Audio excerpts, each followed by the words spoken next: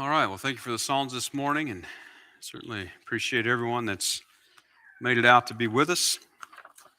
We're going to Genesis chapter 2.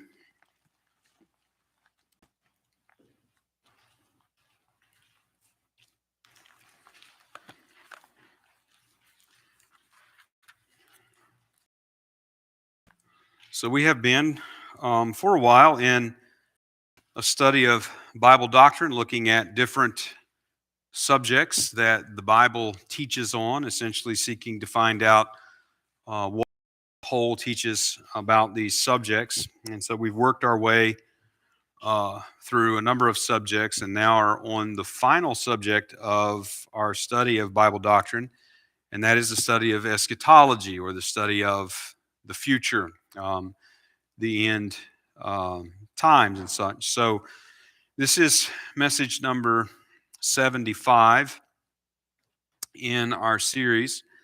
The title of this message this morning is Big Story Events. We are going to be looking at Genesis chapter 2, verses 15 to 17. And the Lord God took the man and put him into the Garden of Eden to dress it and to keep it. And the Lord God commanded the man, saying, Of every tree of the garden thou mayest freely eat, but of the tree of the knowledge of good and evil thou shalt not eat of it, for in the day that thou eatest thereof thou shalt surely die. So if we were to sketch out the course of a typical human life, it might look something like this: birth, school, work, marriage, children, grandchildren, old age, death. Now, we realize that not everyone's life is going to necessarily follow that exact course, but it's a pretty good general outline for just a typical human life from beginning to end. And these are actually points that could be plotted on a graph. If we were wanting to plot a graph of human life, then we have these points that could be. These would be turning points in that life, points that where there are significant changes. So we could apply this all the way throughout. I mean, obviously, life begins in the womb. Birth begins life outside of the womb. Starting school, that's a big turning point in a young child's life. And once they start school, then things are different, and they're not going to be like they were those first few years ever again. They're different, and they're going to continue on that trajectory. Well, getting out of school and entering into the workforce is another change that comes upon you. You know, no longer do you go to the cabinet and food magically appears there. No longer do you magically find clean dishes and clean socks and shirts that just seem to magically appear from somewhere. No longer does that happen. You've got to do those things yourself. And so life changes. Marriage and children and grandchildren and so on. These, again, are all turning points. There's a significant change that happens with these events in life. And once that change has occurred, then you don't go back to the way things were before that. It can't be undone. So we can think of these turning points as events, and we sometimes might even call them life events. And if we're telling the story of a life, then that story would involve these kind of story events, these kind of turning points where these changes take place. Now, over the last several messages, we have been looking at the Bible's big story and major threads of that story, which could be thought of like the characters of the story. These threads are the entities that undergo changes in condition and or relationship from beginning to end. And so we have identified certain major threads of the Bible's big story and noted the changes that they experience from beginning to ending in the Bible. But now we're sort of asking a question: how does that happen? How do those changes come about? How do those threads go from creation in the beginning of the Bible to new creation at the end of the Bible? And that's what we are beginning to consider in this sermon. Now, when I talk about the Bible's big story, I'm talking about the fact that the Bible reveals God's plan for his creation and how that plan is fulfilled by the end.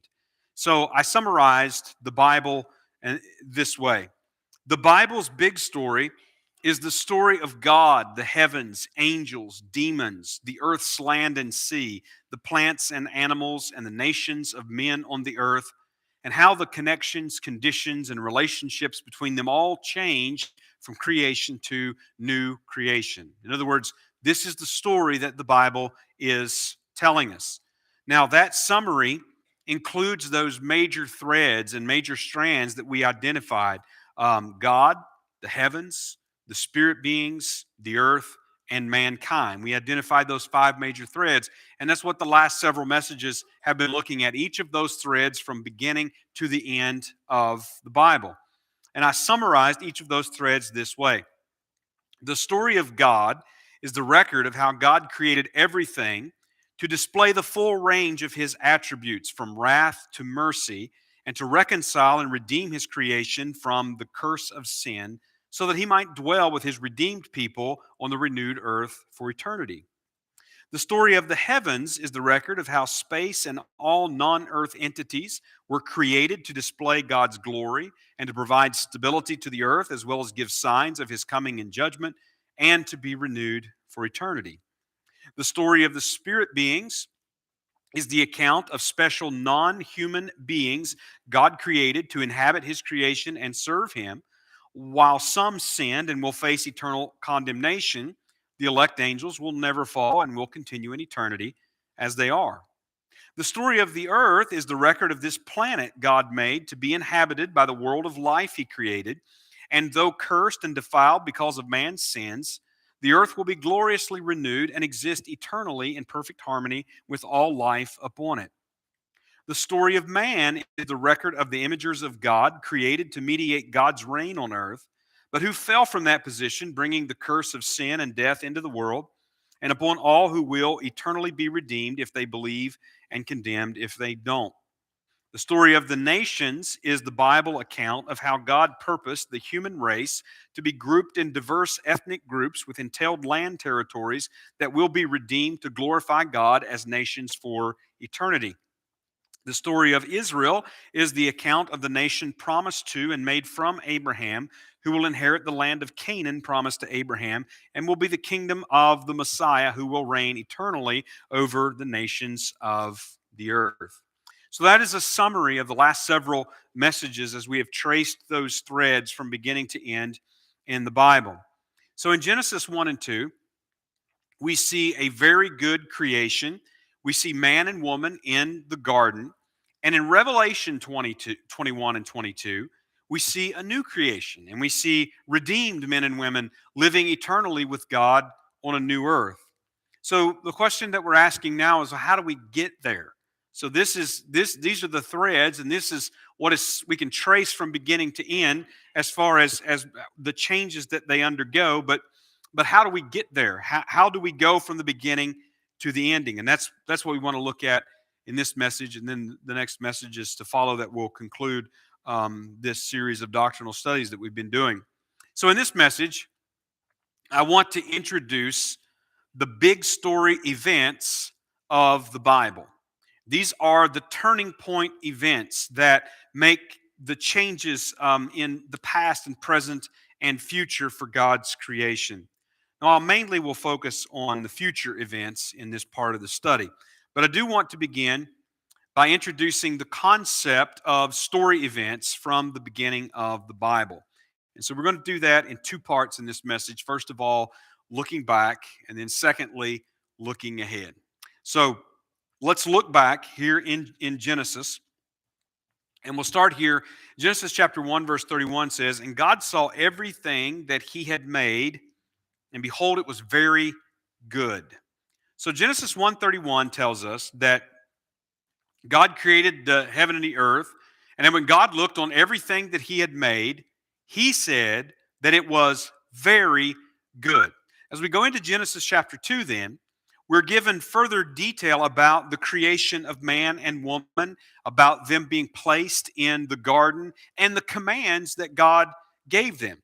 So at this point where we are in our text, which is Genesis chapter 2, verses 15 to 17, at this point, the creation was at peace and there was rest in the original created state. Man and woman were free from sin, and they were free from mortality at this point. Now, verse 15 tells us how God put the man in the garden he had made. It says, the Lord God took the man, put him into the Garden of Eden to dress it and to keep it.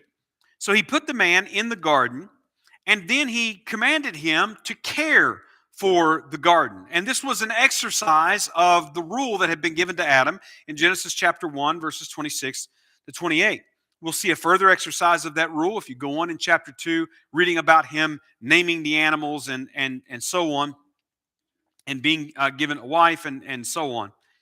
Now, in verses 16 and 17 here in chapter 2, God gives Adam commands for Adam's food and pertaining to the trees of the garden.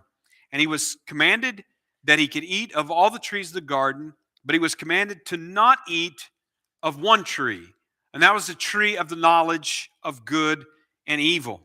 So one of the things that we take from this is that Adam's reign over the earth was a mediated reign. In other words, he was still subject to the universal lordship of God. He's still subject. God gives him a command. He says, don't do this. Now, he was given a consequence for breaking that command. He says in verse 17, but of the tree of the knowledge of good and evil, thou shalt not eat of it. For in the day that thou eatest thereof, thou shalt surely die. He was given this consequence that he would surely die when he ate from the fruit of that tree. Now, that phrase, thou shalt surely die, is a repetition of a Hebrew root in the original, and the phrase could literally be translated as dying, you shall die. Dying, you shall die. In fact, Young's literal translation has it dying, thou dost die. Very close to that. Now, some would refer to this, what we're looking at here in verse number 17, some have referred to this as a conditional covenant. But it's never called a covenant in the Bible, this command that God gives, nor is it conditional. What the statement actually is in verse 17 is a prophecy. And not only is it a prophecy, it is in fact the first prophecy in the Bible, here in Genesis 2:17.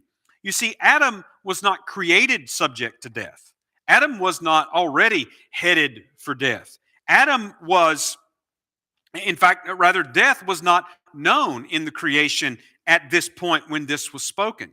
So what verse 17 does is it foretells of a change, something new and something different in the world, in the creation that God had made. So this first prophecy then leads to the first fulfillment.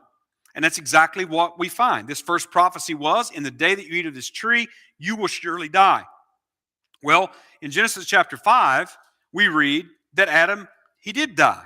Not only did Adam die, but so did other men that descended from Adam and from Eve.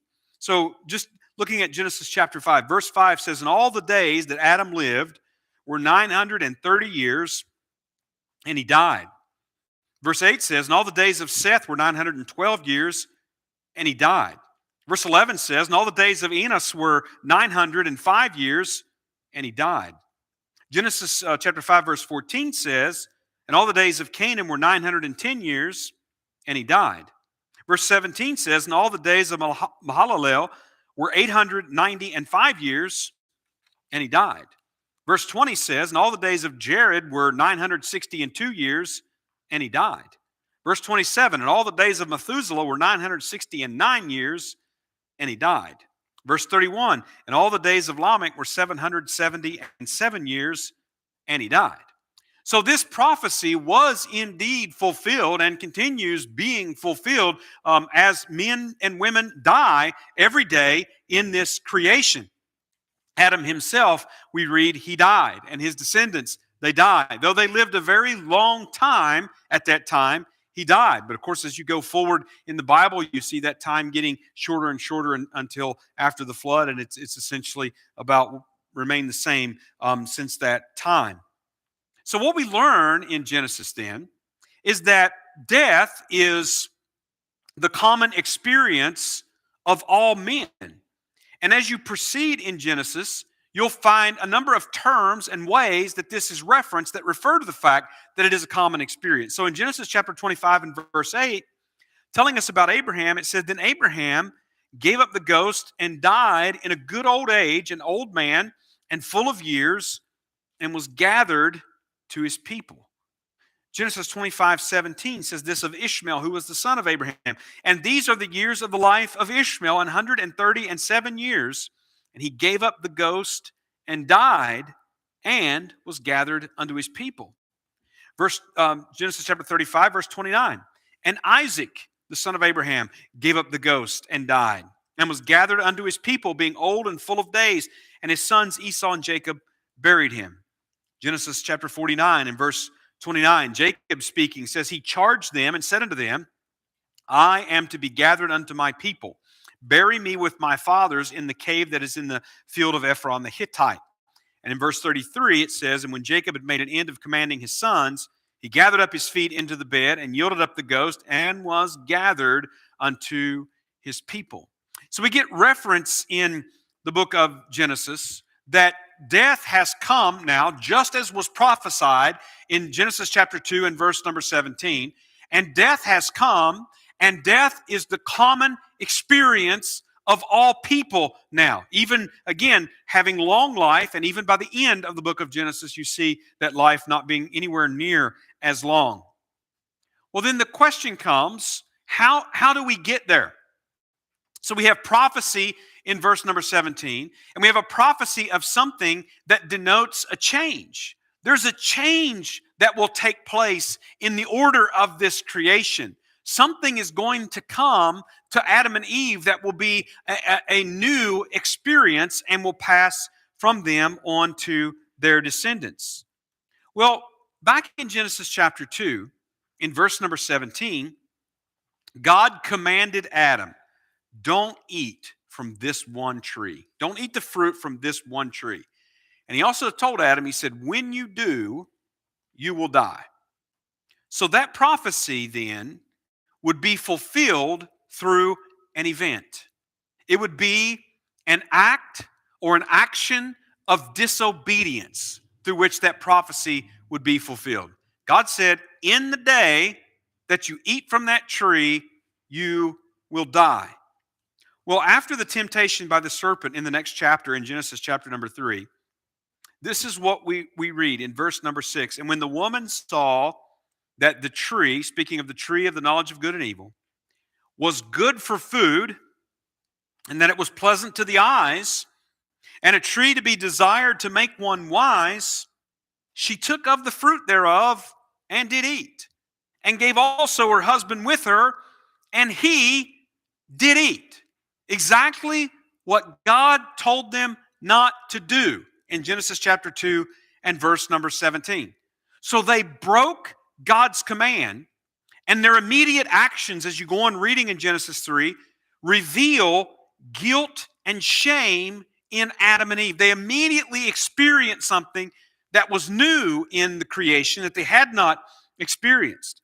And then as you go on down in Genesis chapter 3, and you read of these various curses that God gave, here's what God said to Adam in Genesis chapter 3, verses 17 to 19. "And unto Adam he said, Because thou hast hearkened unto the voice of thy wife, and hast eaten of the tree of which I commanded thee, saying, Thou shalt not eat of it. Cursed is the ground for thy sake. In sorrow shalt thou eat of it all the days of thy life." Notice that. All the days of his life are now numbered. "Thorns also and thistles shall it bring forth to thee, and thou shalt eat of the herb of the field. In the sweat of thy face shalt thou eat bread, till thou return unto the ground. For out of it wast thou taken, for dust thou art, and unto dust shalt thou return." It was through this act of disobedience that this prophecy in Genesis 2:17 was fulfilled. This event brought fulfillment to the first prophecy. But there's also more that we see here, because it wasn't just Adam who died. Not only did Adam die, but everyone born of him died as well. So in Genesis chapter 5, you get this generation, this lineage, genealogy from Adam all the way to Noah. And what do we find repeatedly? That so-and-so begat so-and-so and then died. And then that one begat another one and then he died. And then he begat another and then he died. And all the way down through this list. So this death that was prophesied in Genesis 2:17, it didn't just come onto Adam, but it came on to all of those who were after him. So this is the event that we refer to as the fall. We talk of it as original sin, and we looked at that much earlier in our study. Paul said in Romans chapter 5 and verse number 12, "Wherefore, as by one man sin entered into the world, and death by sin, so death passed upon all men, for that all have sinned." So as Paul is commenting here in Romans chapter number 5 about this story event that happened, the fall into sin, which was Adam and Eve's disobedience and transgression of God's command, he says, sin, through this event, entered into the world. It wasn't there before. It entered into the world through this event. And by sin also came death into the world. It wasn't there before. It was a change. And it came about through this story event, just as had been prophesied. And as a result, we find that all people are born dead in sins. Paul refers to this in Ephesians chapter 2 and verse number 1 through Adam. So, this prophecy of Genesis 2:17 was fulfilled in that day, since Adam and Eve experienced a natural state of spiritual death. And they experienced mortality that meant they were then subjected to physical death, which they later experienced and have passed on to all of their descendants. So it was the fall, it was Adam's act of disobedience that was the turning point event. It was the turning point change as mankind was changed and unable to go back to that original state. Every sin that is committed by every person after Adam and Eve is not a repeat of the fall into sin. And Paul even talks about that again in Romans chapter number 5. He says that we have not sinned after the similitude or the likeness of Adam's transgression. We simply are not in his place that he was in. So that's an event. We have a prophecy that prophesies when Adam ate from the fruit, he would die. And then we have a fulfillment of that prophecy that Adam, in fact, did die. He died that day, a spiritual death. He died later in a physical death when his body returned to the ground. And this prophecy was fulfilled by this event that brought about this change. Okay, so now we want to look ahead. Adam's sin changed mankind's natural state and condition to one of death by sin. None of us are born into this world like Adam and Eve were created. Rather, we are born into this world like Adam and Eve after they had sinned and fallen in the garden. But when we turn to the end of the Bible, so here we've got this prophecy, thou shalt surely die. And then we go proceed and we're reading all of these records and all of these people who died as we go through the book of Genesis. But if we turn over to the end of the Bible, in Revelation chapter 21, verses 3 and 4, we read, "And I heard a great voice out of heaven saying, Behold, the tabernacle of God is with men, and he will dwell with them, and they shall be his people, and God himself shall be with them and be their God. And God shall wipe away all tears from their eyes, and there shall be no more death, neither sorrow nor crying, neither shall there be any more pain, for the former things are passed away." And in Revelation 22:3, it says, "And there shall be no more curse, but the throne of God and of the Lamb shall be in it, and his servants shall serve him." So man goes from life, which is what Adam had in the garden, to death, which is what he experienced because of his sin. And then we read to life everlasting, with death having been done away and no more curse.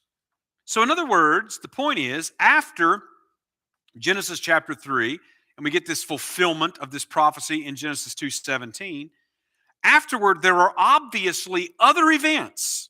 There are other events that take place that move these story threads from their beginning through their changes and to their end. So man started out not being subjected to death.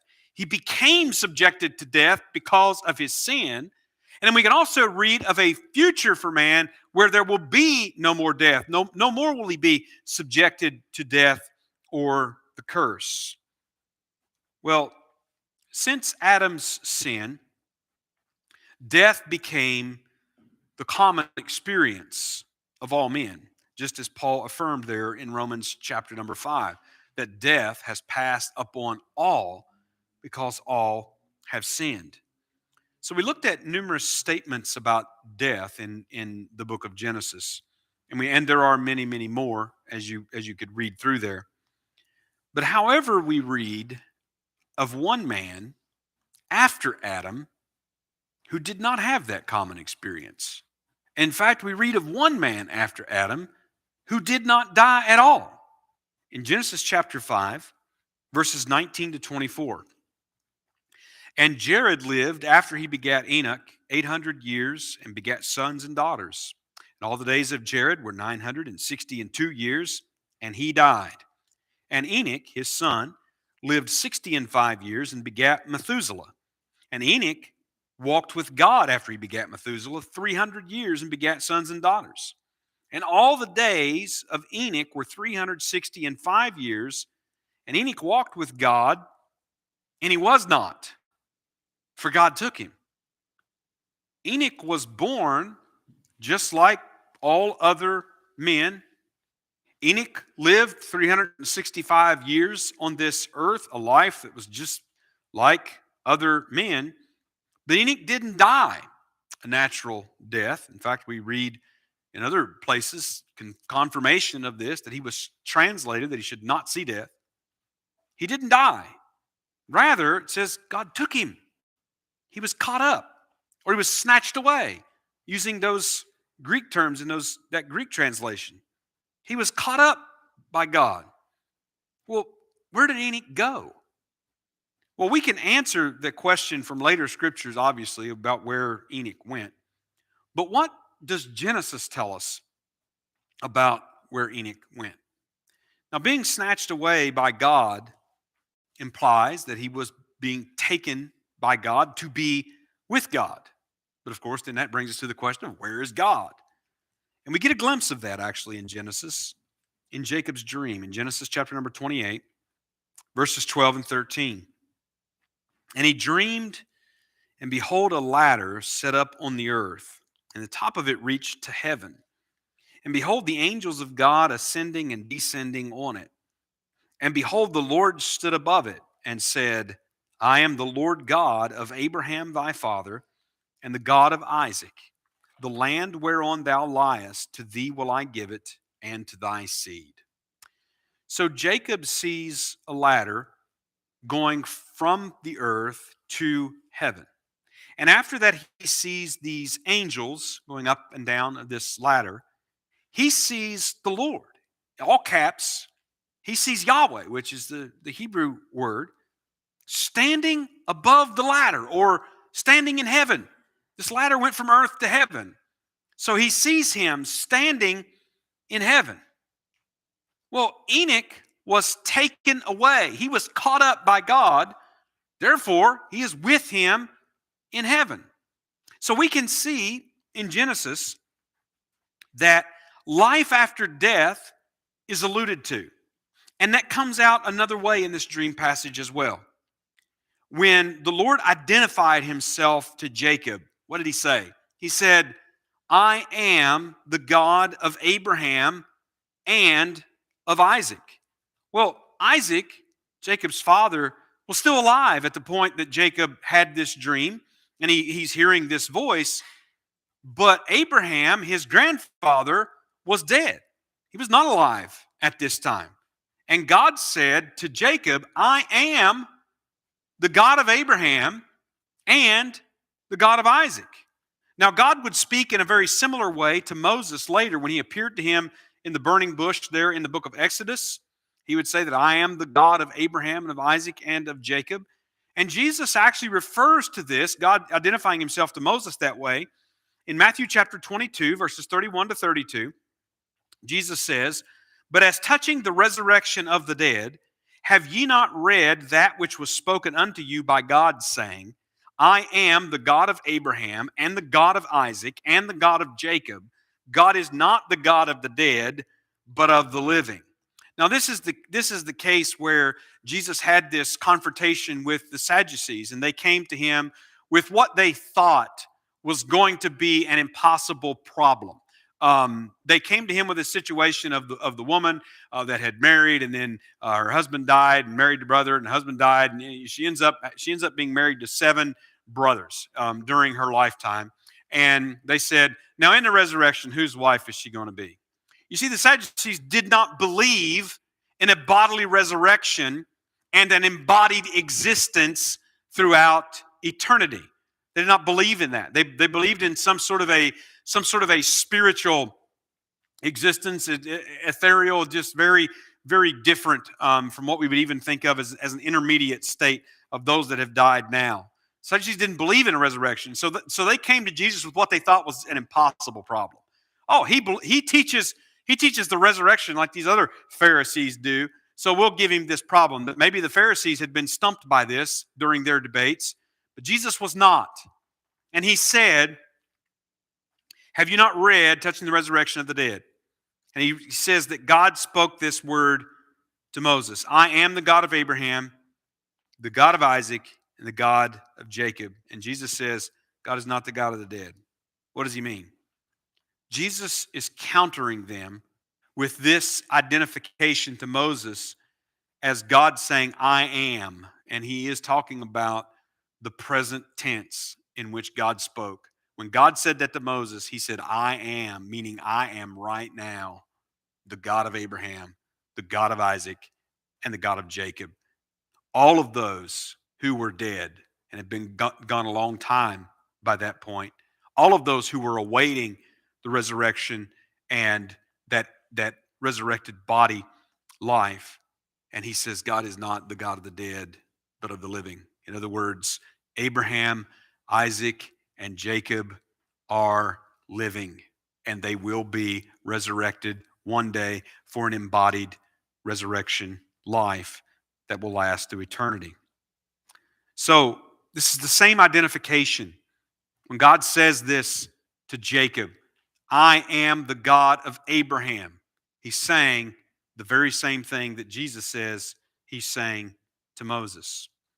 So we saw in Genesis then that this event, this action of Adam, this act of disobedience, this event brought sin and death into the world of men.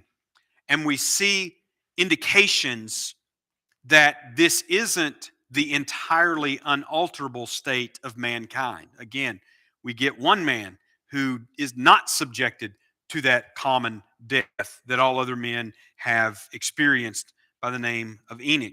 We look at the end of the Bible and we see of those who will never die because death is no more. So we've already seen numerous prophecies. As we've been talking about these story threads, we've referred to various prophecies about the future, and we see these changes in the end. But the question that we have come to is, what are the events that accomplish those changes? We have prophecy in Genesis 2:17. We have the event that's the act of disobedience by Adam that accomplishes this change. Death comes, and death has passed upon all.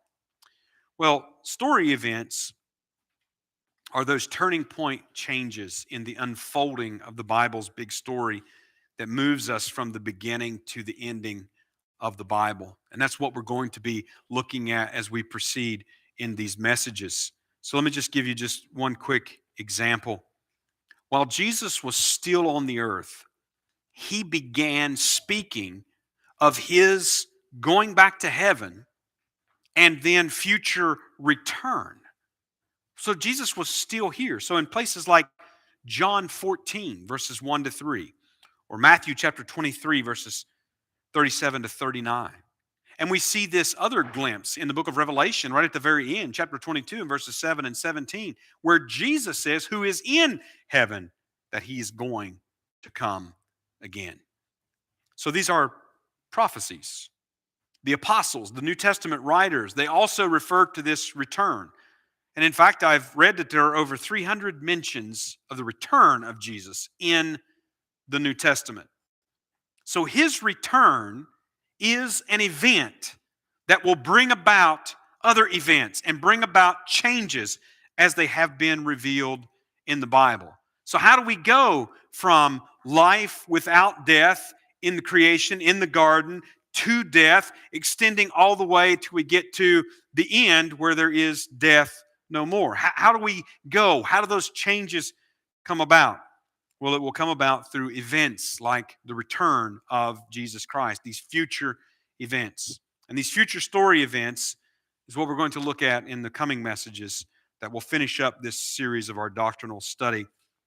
Events such as the return of Christ, the tribulation, the time of Jacob's trouble, the day of the Lord, the resurrections, the judgments, the millennial kingdom, the new heavens and new earth. As the Bible mentions all of these things, what are they? What's the nature of them? What's the timing of them? Have they already happened? Will they happen? What will it look like when they happen? And such. Well, that's what we're going to cover in the remainder of this study with those messages. All right, that's all of our message for this morning. We will close with a hymn.